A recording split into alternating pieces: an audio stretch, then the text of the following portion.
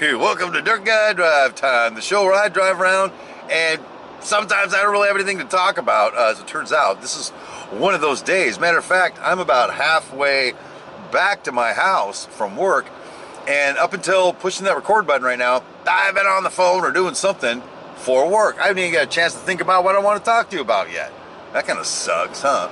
Anyway, it is July 3rd, and it is a Wednesday ahead of July 4th. It happens that way every year, just like July 1st is always on July 1st. I thought that was amazing. For the July weekend, 4-day weekend, I'm stretching it into 4.5-day weekend by sneaking out of work a little early. It was kind of fun. I hope you got some great plans for 4th of July. We're going to do a one-house block party at our place. Yeah. Which pretty much means, you know what a block party is, right? All the neighbors come out and they all up and down the street, ooh, party. Well, do you need that? At our place, though, at least in past years, there's only been one house out there partying, our house. And we got food and games, and Mom will bring out the barbecue and does some good barbecue for us, and some drinking. I ain't gonna lie, there's a little drinking going on, plus some loud blaring music just to annoy the crap out of the neighbors, forcing them to come out and party, and they still don't. Anyway, this year at the new place, we're gonna see how we can pull off the one house block party without fireworks, though, because we live in a firework dry county. I don't even know how that's going to turn out, but anyway, you know, that's kind of where we're going. The work thing, first full day in the big boy office. Actually, I felt pretty good. I felt like I got a lot of work done, even for a short day. And people walk in the trailer now, and immediately I look to the left because I'm way down in the hallway. Well, not now. There was one guy was looking and looking. I was sitting at my desk. I went, "Can I help you?" He's like, "Ah!" I scared the crap out of him. It was a lot of fun. So anyway, there's that. You know, my wife and I, we sit out front of the porch a lot, and I think we've made, it's a discovery I think we've made. Across the street, just to the right, there's people that kind of come and go. It's like they come and stay, and then they go. It's this weird dynamic, a weird vibe coming from this house. I mean, they seem like nice enough people, but then again, so are the Stepford wives. Then in the house right next door to me, the dude's always got like a helmet on, and like one of these kind of deals, and galoshes. He seems very nice. Doesn't seem odd to you?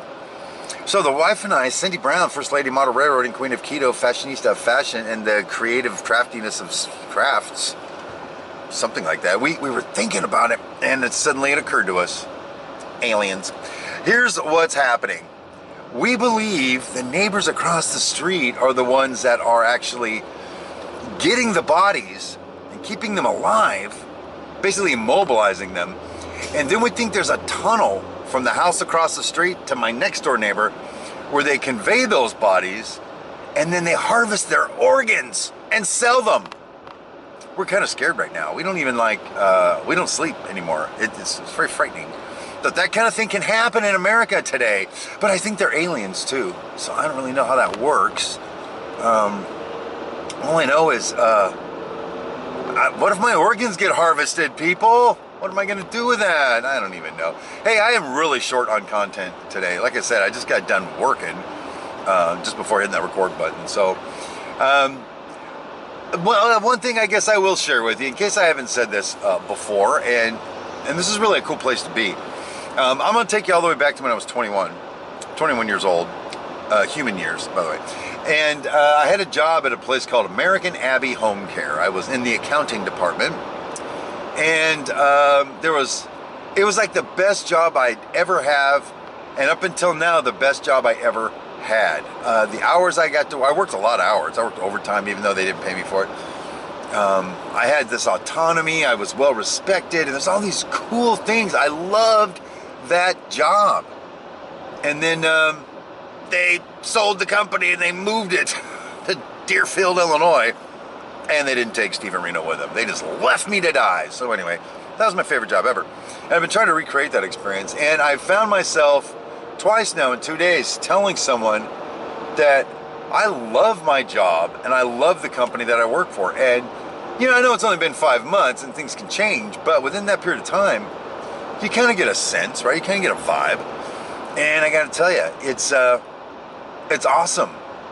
It's not that I look forward to going to work every day because, you know, I'm a model railroader. I'd rather be doing that.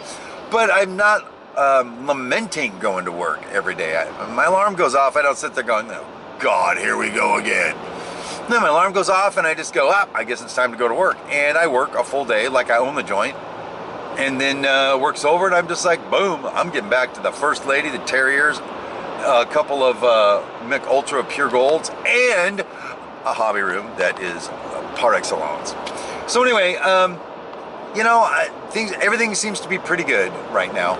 Is where I'm going with that. So I'm looking forward to a great 4th of July weekend with some family, with some video, hanging out with you guys Saturday morning on Track Smack, those of you who do that sort of thing. And, you know, I just hope you have a safe and sane weekend. And until Monday morning, this is Steve Brown signing off, and I'll talk to you later.